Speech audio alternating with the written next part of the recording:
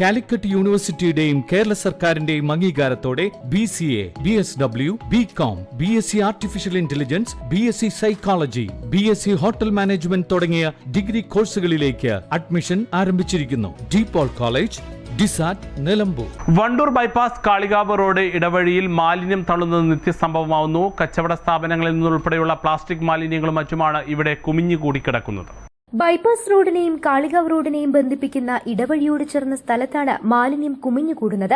അധികം ആൾപെരുമാറ്റമില്ലാത്തതിനാൽ തന്നെ മാലിന്യം നിക്ഷേപിക്കുന്നത് ആരും അറിയുന്നില്ല. മഴ പെയ്തതോടെ ഇതിൽ നിന്നും ദുർഗന്ധം വമിക്കുന്നുണ്ട്. പകർച്ചവ്യാധികളടക്കം പകർന്നു പിടിക്കുന്ന സമയത്താണ് വണ്ടൂർ ടൗണിൽ തന്നെയുള്ള ഈ ഇടവഴി മാലിന്യ നിക്ഷേപ സ്ഥലമായി മാറുന്നത്.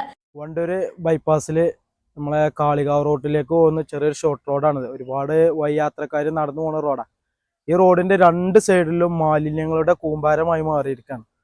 വണ്ടൂർ പഞ്ചായത്തിന്റെ അധികാരികളുടെ ശ്രദ്ധയിൽ ഇത് പെടാത്തതായിരിക്കാം എന്നാണ് ഞാൻ വിചാരിക്കുന്നത്.